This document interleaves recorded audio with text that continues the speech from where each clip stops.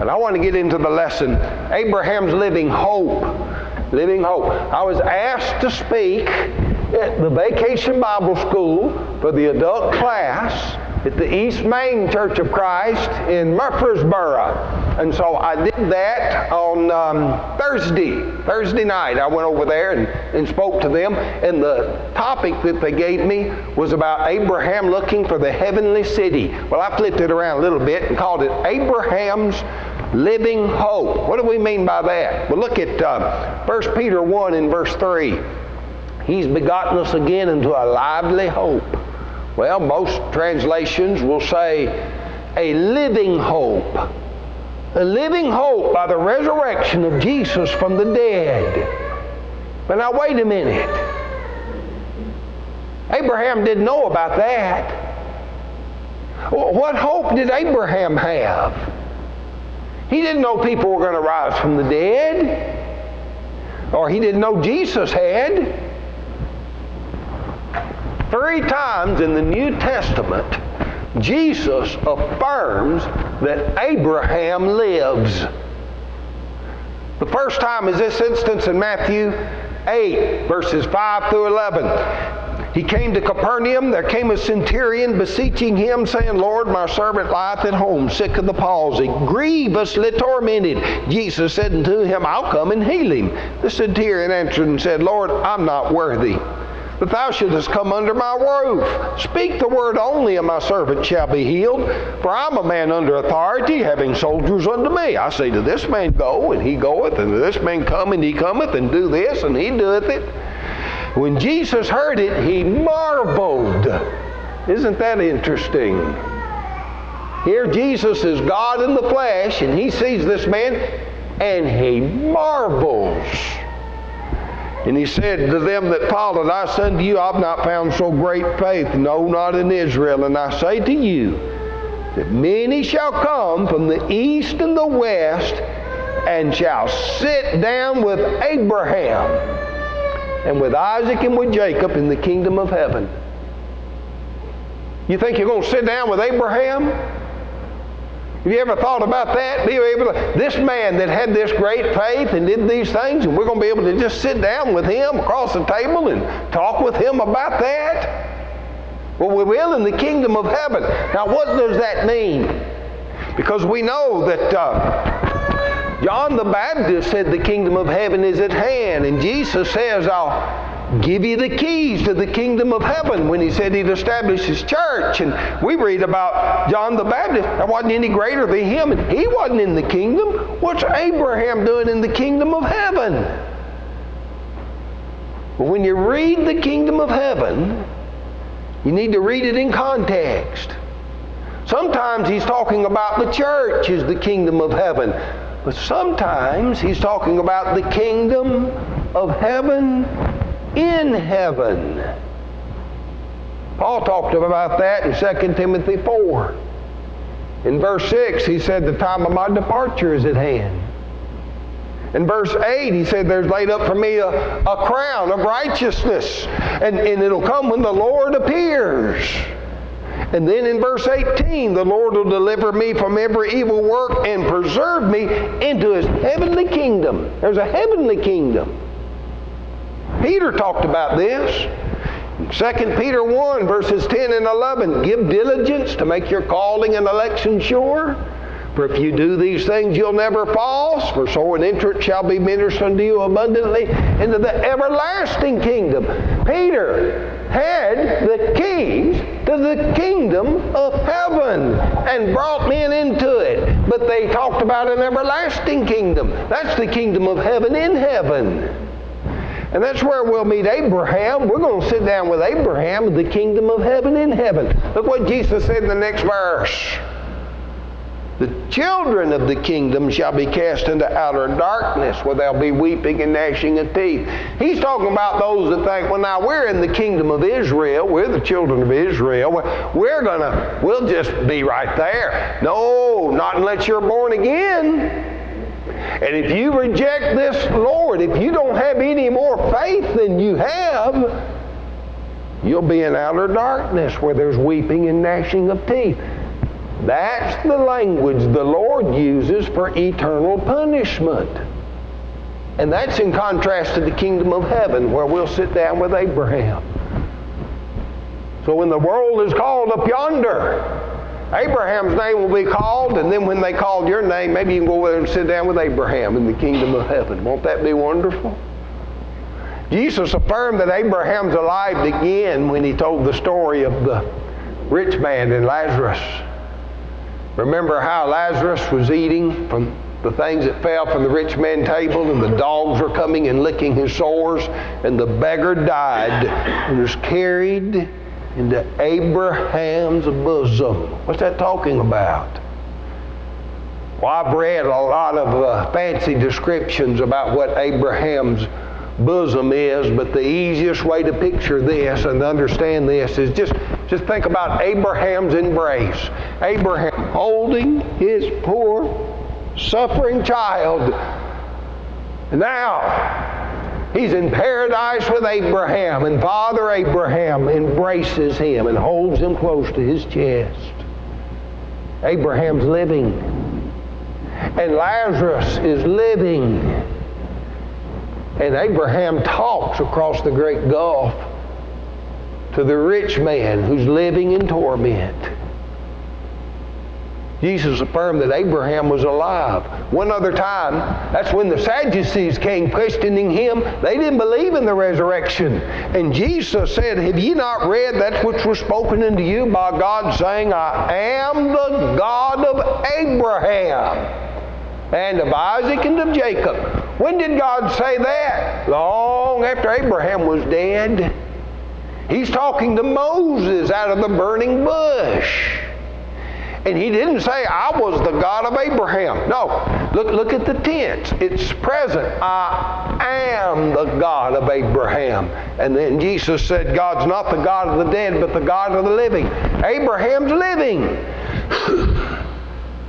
Did Abraham know he was going to be living? Did he have that hope? You know, we go back in the Bible and, well, here's what we read in the New Testament. Jesus had abolished death and brought life and immortality to light through the gospel. We know something about immortality we didn't know before Jesus came. We read in Hebrews 11:1, faith is the substance of things hoped for, the evidence of things not seen. I think it's the American Standard Version that says the assurance of things not seen. We have an assurance that the old patriarchs didn't have. But the patriarchs knew something. They may not have known what we know, but they knew something. Now, Job had some idea of what things were going to be like after he died. And Job had imperfect knowledge.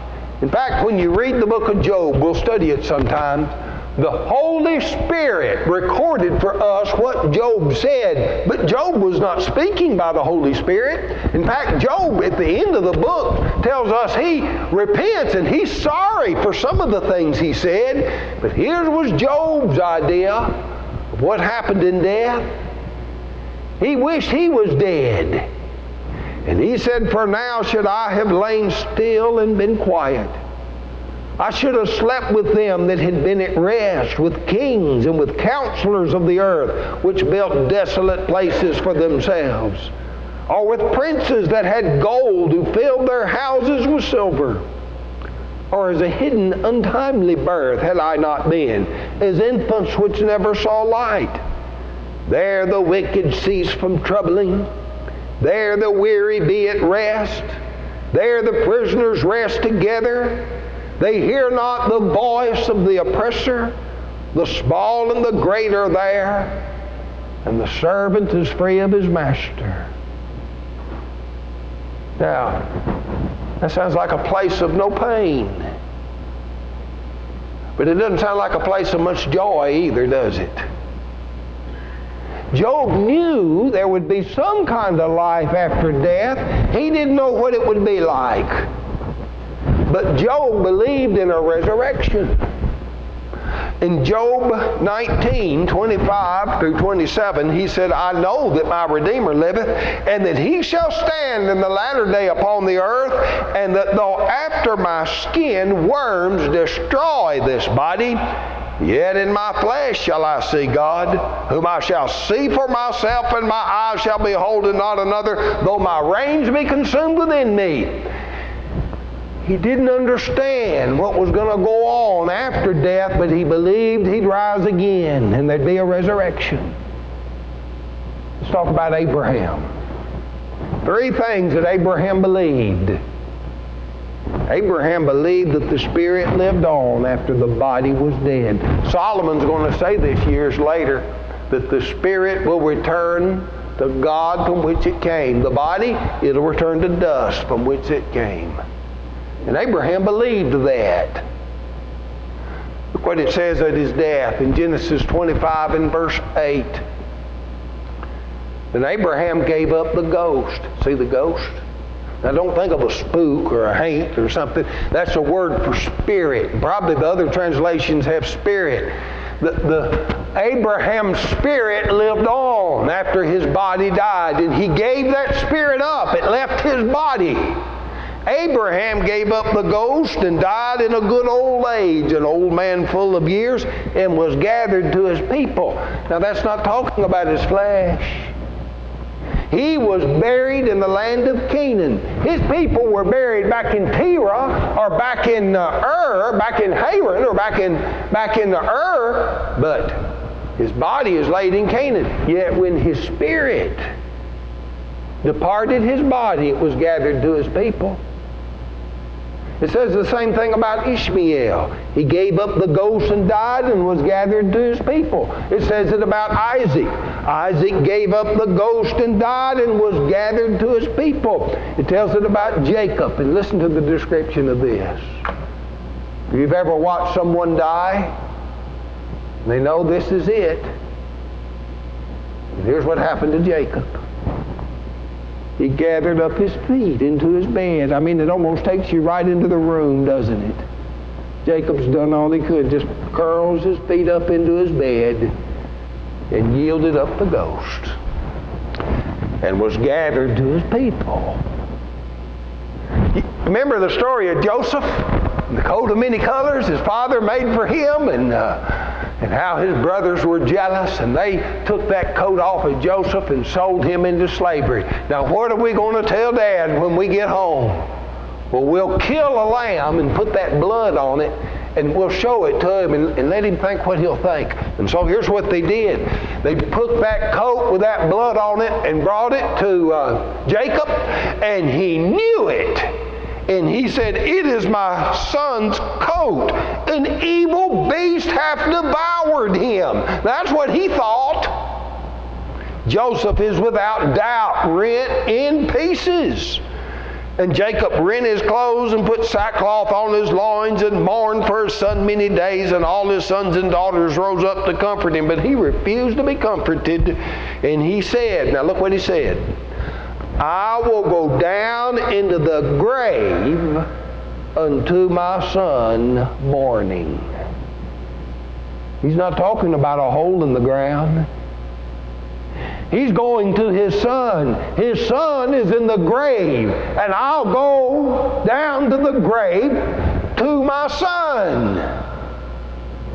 He didn't think he was going to get eaten by a beast. He didn't think his son was buried and he'd be buried alongside his son. That's the King James Version. The word translated grave there is the old Hebrew word Sheol. In the New Testament, it's equivalent to the word Hades. That's not the place of hell, fire, and brimstone. Hades and Sheol is the realm of the dead where the departed spirits go. And Jacob said, I will go down to Sheol to my son. He expected when he gave up the ghost that his spirit would be there with the spirit of his son. So Abraham believed that the spirit left the body and lived on after death. Here's something else Abraham believed. Abraham believed in a resurrection. You know the story. God said to take Isaac and offer him on the altar. Abraham took the wood, and he took the fire, and he took the knife. He was ready to do it. He was going to slay his own son and then reduce his body to ashes. Now think about that. What can come forth out of the ashes? You know, people talk about cremation, where they take the body and reduce it to ashes. What's going to happen in the resurrection if you reduce the body to ashes? Well, Abraham was going to reduce his son to ashes. Abraham, how could you do such a thing? We don't know in the book of Genesis what Abraham was thinking. But we know in the New Testament, it tells us in Hebrews 11, 17 through 19, by faith Abraham, when he was tried, offered up Isaac. And he that received the promises offered up his only begotten son, of whom it was said that in Isaac shall thy seed be called, accounting that God was able to raise him even from the dead, even from the ashes. God would raise him up. That was his hope. You can't thwart God's plan. I think it was, I get mixed up sometime whether it was Wycliffe or Tyndale, one of those early translators. They got so mad at them that they killed them and buried them, and then that wasn't good enough. Later, they were so mad, they dug up his bones and burnt them and threw them in the river. Well, that doesn't mean he's not going to rise from the dead. You can't thwart God's plans. And so Abraham believed in the resurrection. Number 3, Abraham believed in a better country. Now, God told him, go to the land I'll show thee. And he promised him the land, but he didn't promise it to Abraham himself. He said in Genesis 12:7, unto thy seed will I give this land. And we read in Genesis 17:18, I will give unto thee and to thy seed after thee. That word and, read the word even. I'll give unto thee, even. By this I mean, I'm not going to give it to you personally, Abraham. I'm going to give it to your seed after you. Your descendants are the ones that will have this land where you are a stranger. That's not your land if you're a stranger. I'll give you the land where you are a stranger. All the land of Canaan for an everlasting possession. I'll be their God. Abraham was a stranger in that land. He didn't receive any of it.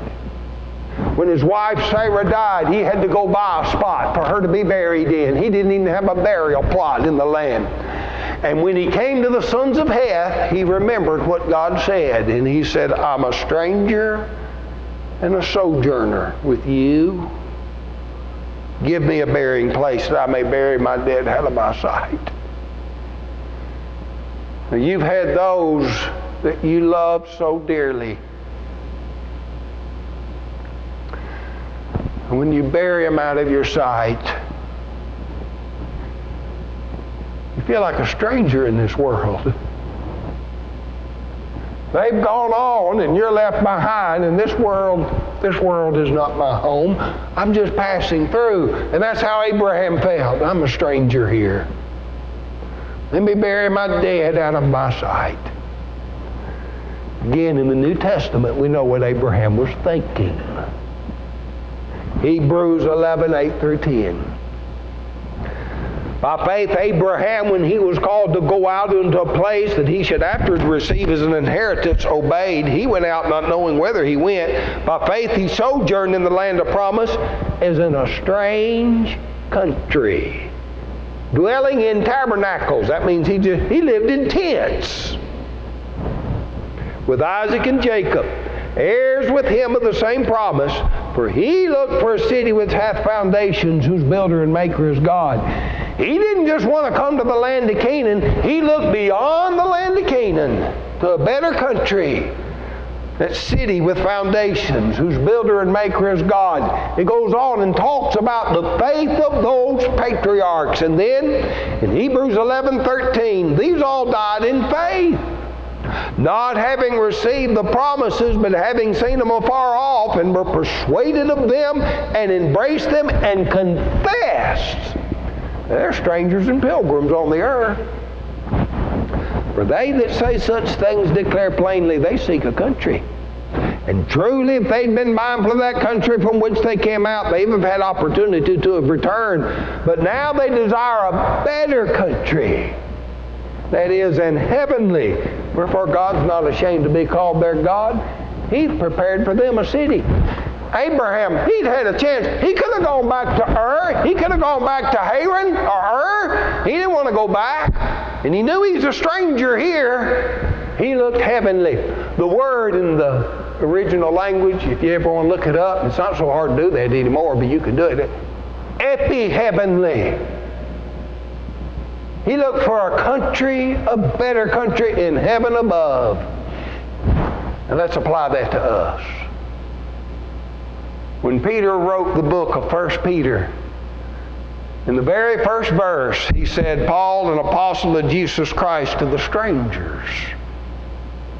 Now they're scattered throughout Pontus, Galatia, Cappadocia, Asia, Bithynia. He's right. I'm going to write to you. You're strangers where you live. That may be your home, but you're strangers. We know what he meant by that.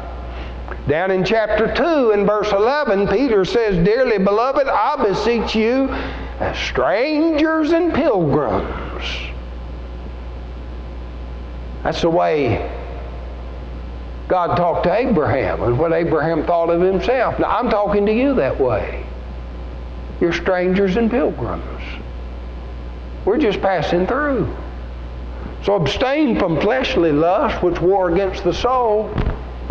And that brings us to our text. Blessed be the God and Father of our Lord Jesus Christ, who according to His abundant mercy hath begotten us again. That's the new birth.